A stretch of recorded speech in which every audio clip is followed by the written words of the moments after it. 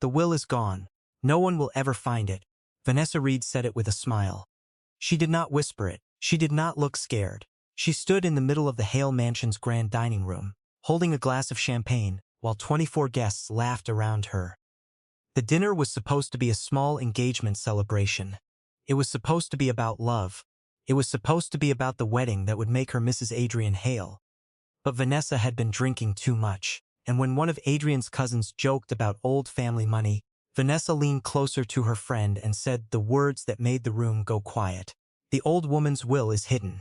Adrian will never know what his mother really wanted. At the far side of the room, a maid stopped moving. Her name was Clara Bennett.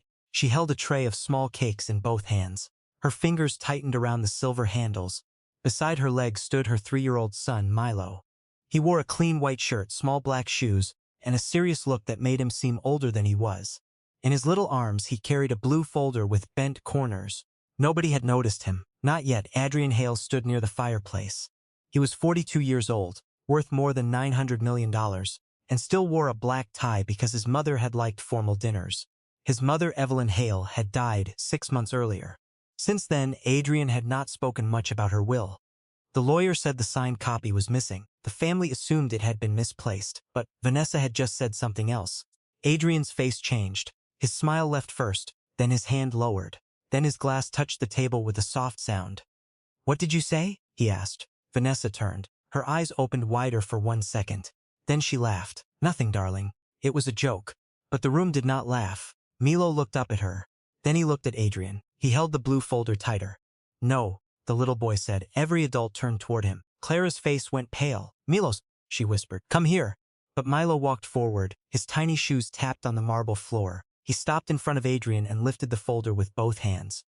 "Mr. Adrian," he said, "Mommy said this paper was for you." Adrian did not move. Vanessa's glass slipped in her hand. Milo pushed the folder against Adrian's suit. "It says your mama didn't want Miss Vanessa to have the house." Clara had worked in the Hale Mansion for 4 years. She was not family. She was not rich. She did not sit at the dinner table. She came every morning at 6 and left most nights after 9. She polished the floors. She washed the sheets. She cleaned the kitchen after parties where people threw away food worth more than her weekly pay. But Evelyn Hale had never treated her like furniture. That was why Clara stayed. When Clara's husband left before Milo was born, Evelyn gave her 2 extra months of paid leave. When Milo got sick with a fever at 10 months old, Evelyn sent her own driver to take them to the hospital. When Clara cried in the laundry room because rent had gone up again, Evelyn sat beside her on a basket of towels and said, "Never be ashamed of hard work." Those words stayed with Clara. Milo knew Evelyn as Grandma Evie. He was not her blood. But Evelyn let him sit near her chair in the garden. She gave him apple slices. She taught him to say please and thank you. She kept a small blue folder on her writing desk and told Milo never to color on it. "That folder is important." Evelyn had once said, "Remember this detail." That blue folder mattered. After Evelyn died, the mansion changed. The lights were brighter, but the house felt colder. Then Vanessa moved in. Vanessa was 29, beautiful, and always dressed like a woman who expected people to look at her. She had a sharp voice when Adrian was not in the room. She called the staff by job titles instead of names. Housekeeper, driver, cook. And for Clara the word was always Maid. Not Clara Maid. Milo did not understand it. He only knew that Miss Vanessa never smiled at him. One afternoon, 2 weeks before the engagement dinner, Milo found the blue folder behind a loose panel in Evelyn's old writing room. He thought it was the same folder Grandma Evie had kept near her flowers. He carried it to Clara. Clara opened it and saw the words at the top, "Last Will and Testament of Evelyn Margaret Hale." Her knees almost gave out. Inside was a signed copy. There were initials on every page. There was a lawyer's stamp. There was also a note written in Evelyn's own hand. "Clara, if anything happens and this is found, give it only to Adrian. Not Vanessa. Not anyone else." Clara did not sleep that night. What would you have done if a dead woman trusted you with a secret that powerful? Clara wanted to tell Adrian right away, but it was not easy. Adrian was almost never alone. Vanessa was always beside him. She checked his calls. She handled his schedule. She answered questions before he could speak. If Clara entered a room, Vanessa stared at her until she left.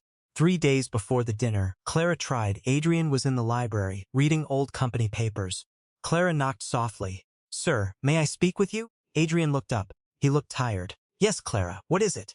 Clara had the blue folder hidden under a folded towel. Before she could speak, Vanessa walked in. What is she doing here? Vanessa asked. Adrian frowned.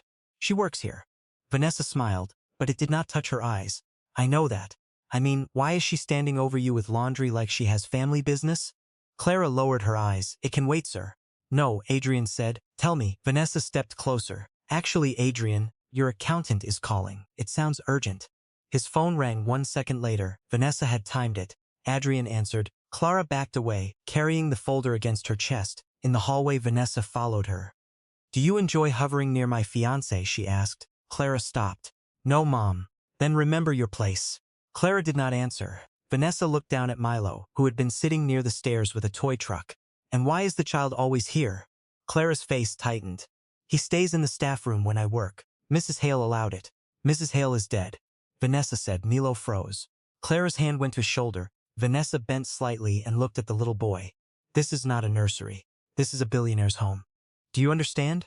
Milo looked at her with wide eyes. He did not cry. He did not run. He just held his toy truck tighter. That night, Clara made a decision. She put the blue folder inside Milo's small backpack. Not because she wanted him involved. She did it because Vanessa had started checking the staff lockers. Clara planned to hand it to Adrian during the dinner when guests were around. She thought Vanessa would not dare make a scene in public. But Clara did not know Vanessa. Some people hide truth because they are afraid. Some people hide truth because they want control. Vanessa wanted both. The engagement dinner began at 7. By 8, Vanessa had already corrected the cook twice, embarrassed the driver once, and told Clara that her black uniform looked too cheap for photos. Clara said nothing. She carried plates. She poured water. She kept Milo near the side hallway with a small sandwich and his blue backpack. Adrian noticed the child. Is Milo all right? He asked. Clara nodded quickly. Yes, sir. Vanessa touched Adrian's arm. Darling, don't worry about staff children tonight. This is our dinner. Adrian looked at her for a second, but an uncle called his name, and the moment passed. At 9, the family gathered for a toast. Vanessa stood beside Adrian in a silver dress. Her diamond ring flashed under the chandelier. She raised her glass and smiled at everyone. To new beginnings, she said. The guests clapped. Then Adrian's cousin Rebecca laughed and said, and to finally settling Aunt Evelyn's estate. She always did love making things complicated. Vanessa's smile changed. It became too sharp. Oh, it is not complicated anymore, she said. Adrian looked at her. What does that mean? Vanessa waved one hand. Nothing serious. Just that old papers should stay in the past. Rebecca tilted her head. Old papers? Vanessa took another sip. Clara saw it happen. The pride came first, then the carelessness, then the sentence she could never take back. I mean, if a will disappears, people should accept it. Maybe the family is better without a dead woman controlling everyone. The room quieted. Adrian's jaw tightened. Vanessa, he said slowly. But Vanessa was not done. She looked straight at Clara for 1 second. Some people in this house act like Mrs. Hale was a saint. She was not. She was old. She was suspicious. And she did not want me here. Clara's breath caught. Milo stepped out from the hallway. Vanessa saw him and snapped. Why is that child in the dining room? Clara moved fast. Milo, come back. But Vanessa turned to the guests and laughed. This is what I mean. Staff forget boundaries.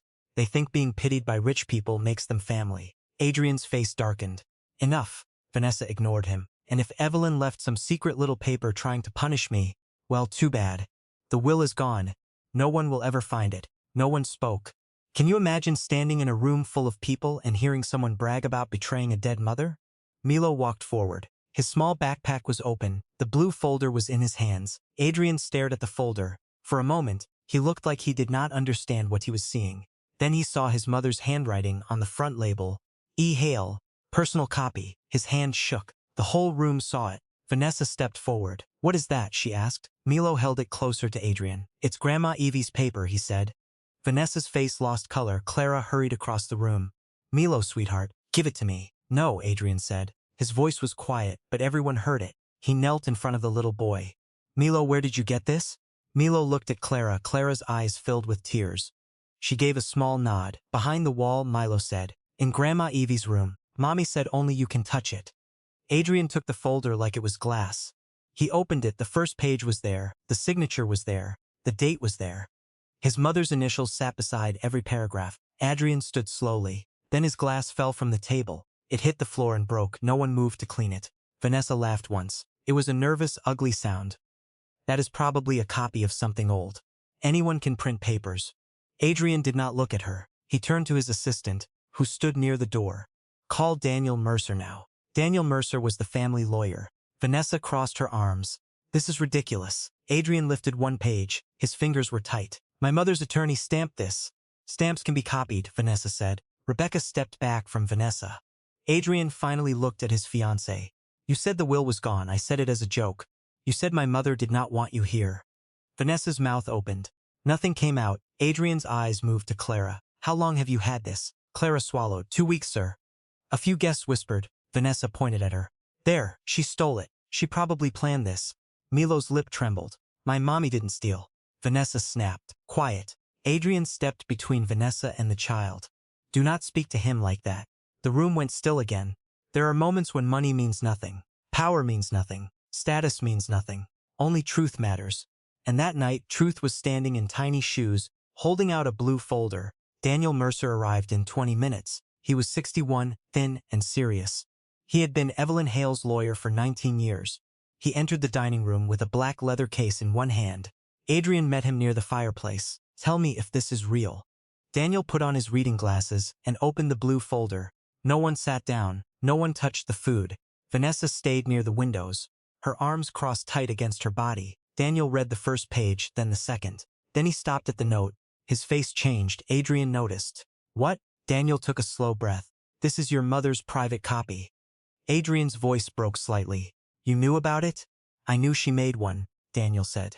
She told me she wanted a backup because she feared someone close to the family might try to influence the estate. Adrian turned his head toward Vanessa. Vanessa lifted her chin. Daniel continued. The original was kept in my office. It disappeared during the week of Mrs. Hale's funeral. Adrian's eyes narrowed. From your office? Yes. Only 3 people had access that week. Myself, my senior clerk, and Miss Reed. A woman gasped. Vanessa said, I came to bring flowers. Daniel looked at her. You came alone, after hours. Vanessa's lips pressed together. Adrian looked down at the will. What does it say? Daniel's voice became careful. Your mother left most of her personal estate to you, as expected. But the mansion is not to be transferred, sold, or redesigned for 20 years. Vanessa's eyes flashed. Daniel continued. She also created a $12 million staff protection fund. Any employee with more than 3 years of service would receive housing support, medical coverage, and education funds for children. Clara covered her mouth. She had not read all of it. She had been too scared. Adrian looked at her. Daniel turned another page. There is also a clause about Miss Reed. The air changed. What clause? Adrian asked. Daniel read it aloud. If my son marries Vanessa Reed without full knowledge of her financial conduct, I request that Daniel Mercer disclose the attached report before the wedding. Vanessa shouted.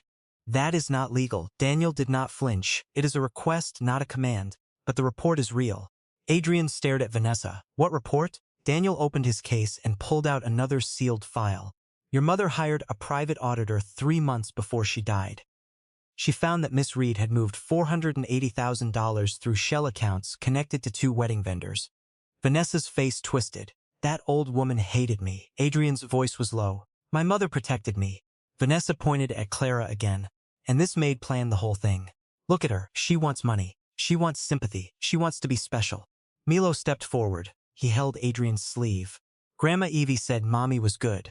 Adrian looked down. Milo added. She said good people don't need big voices. For the first time that night, Adrian's eyes filled with tears. Clara told the truth in the library. Adrian asked the guests to leave. Rebecca stayed. Daniel stayed. Vanessa stayed because Adrian told her she had to hear it. Milo sat beside Clara, holding his toy truck with both hands. Clara placed the blue folder on the desk. I found it 2 weeks ago, she said. Milo found it first. Adrian stood across from her, still holding his mother's handwritten note. Why didn't you bring it to me right away? Clara looked down. Because I was afraid. Vanessa laughed coldly. How convenient. Adrian raised one hand. Do not interrupt. Clara's voice shook, but she kept speaking. I tried, sir, in the library. You remember Vanessa came in. After that, she started checking lockers. She asked the house manager for keys to the staff rooms. Adrian looked at Vanessa. Vanessa said nothing. Clara continued. I kept thinking, if I gave it to the wrong person, it would disappear again. Mrs. Hale wrote that I should give it only to you. She touched the note. She was kind to me when I had nothing. She helped me when Milo was born. I owed her the truth. Adrian sat down slowly. His face was pale. Clara wiped her cheek with the back of her hand. The day before she died, she called me into the writing room. She was weak, but she was clear. She told me that some people smile while counting what they can take. I did not know what she meant. Vanessa stared at the floor. Clara swallowed. She gave Milo an apple slice. Then she told him not to touch the blue folder. She said it was for his Mr. Adrian one day. Adrian closed his eyes. Clara kept going. After the funeral, the writing room was locked. Then last week, Milo rolled his toy truck under the old cabinet. When I moved it, the wall panel was loose. The folder was there. Why put it in Milo's backpack? Rebecca asked softly. Because Vanessa had the staff lockers searched, Clara said. She would not search a child's bag in front of people. I thought it was safer. Vanessa suddenly stood. This is insane. You are all listening to a maid and a toddler. Clara looked at her for the first time without lowering her eyes. No, they are listening to Mrs. Hale. The room went quiet. That line hit harder than any shout. Have you ever seen someone who was powerless finally speak because the truth gave her strength? Adrian looked at Milo. Did Grandma Evie really say this folder was for me? Milo nodded. She said you forget lunch when you're sad. Adrian's lips parted. That was something only his mother said. He turned away, pressing one hand over his mouth. For 6 months, he had believed grief made him weak. Now he knew grief had almost made him blind. Vanessa tried to save herself. People like Vanessa do not fall quietly. First, she blamed Clara. She is using your grief, Vanessa said. Can't you see that? Your mother was kind to her, and now she wants a payout. Adrian did not answer. Then Vanessa blamed Evelyn. Your mother never accepted me. She judged me from the first dinner. Daniel placed the audit report on the desk. She judged bank records. Vanessa's face hardened. Then she blamed Adrian. You made me feel small, she said. Do you know what it is like to stand beside a man whose dead mother controls everything? Every room in this house is hers. Every tradition is hers. Every servant worships her. Clara looked at Milo and covered his ears, but he gently pushed her hands down. He wanted to hear. Vanessa's voice cracked. I was going to be your wife, Adrian, but she still had the power. Even dead, she had the power. So yes, I wanted the will gone. I wanted one thing that was mine. Adrian stared at her. The mansion, the future, Vanessa said. Our future.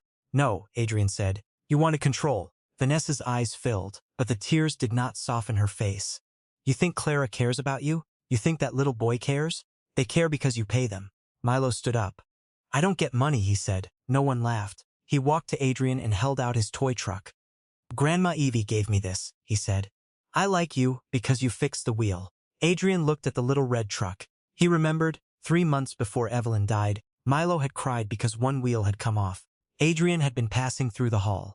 He had knelt down with a small screwdriver and fixed it in 2 minutes. He had forgotten. Milo had not. The truth does not need a rich voice. Sometimes it comes from the smallest person in the room. Vanessa looked at the toy and shook her head. This is pathetic. Adrian stood. No. What is pathetic is hiding a dead woman's wishes and calling it love. Vanessa's tears finally fell.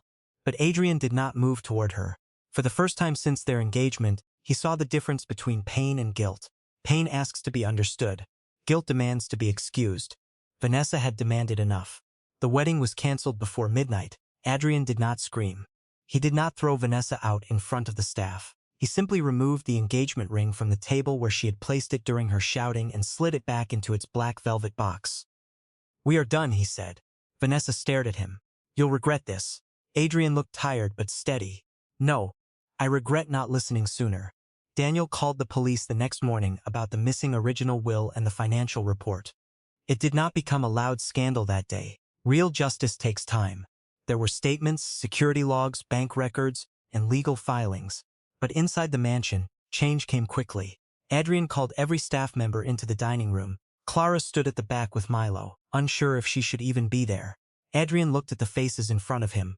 The cook, the driver, the gardeners, the cleaners, the house manager.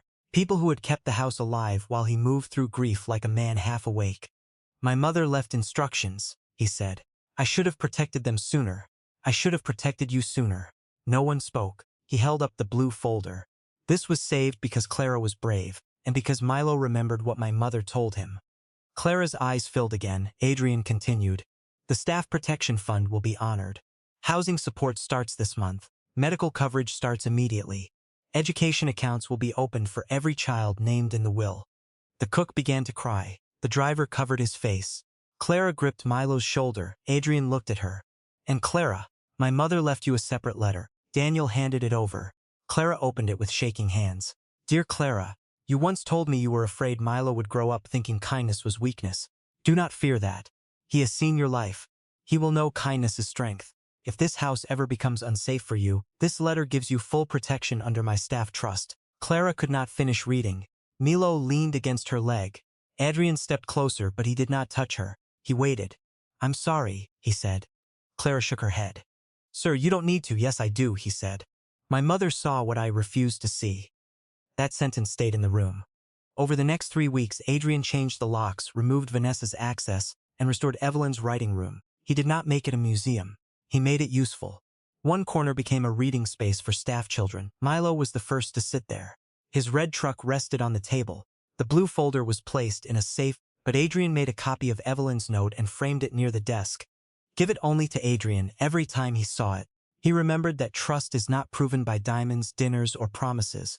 It is proven when nobody powerful is watching. One afternoon, Clara found Adrian in the garden where Evelyn used to sit. Milo was chasing a butterfly near the flowers. Adrian said, I keep thinking about how close I came to marrying her. Clara answered carefully, You were grieving. That does not excuse blindness. No, Clara said.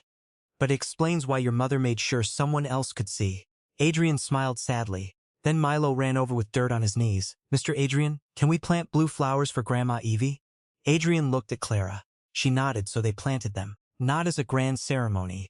Not with cameras. Just 3 people kneeling in the soil, putting something honest back into the ground. 6 months later, the mansion felt different. Not perfect, different. The staff no longer lowered their voices when Adrian entered a room. Clara no longer carried fear in her shoulders. Milo no longer hid in the hallway during dinners. And the blue flowers in Evelyn's garden had begun to bloom. On the day they opened, Adrian stood beside Clara and Milo. Milo held the little red truck in one hand. The blue folder was no longer in his arms. It was locked safely away. But everyone in that house knew what it had done. It had stopped a lie. It had saved a mother's final wish. It had shown a billionaire that the smallest voice in the room could carry the biggest truth. Adrian looked at Milo and said, You were very brave that night. Milo shook his head. Mommy was brave. I just gave you the paper. Clara pulled him close. Adrian smiled. Sometimes giving the right paper to the right person changes everything. Vanessa's case moved through court. The missing original will was never recovered, but the copy, the notes, the stamp records, and the audit report were enough to protect Evelyn's wishes. Adrian never spoke to Vanessa again. He did not need revenge. He needed peace. And Clara learned something too. She learned that staying quiet can keep you safe for a while, but truth still needs a door to walk through. That night, Milo had been that door. So tell me, what would you have done if you were Clara? Would you have risked your job to protect a dead woman's truth? And what part of this story hit you the hardest? Vanessa bragging, Milo handing over the blue folder, or Adrian finally realizing what his mother had done? If this story touched your heart, like this video, comment your answer, and subscribe for more emotional stories where truth arrives when people least expect it.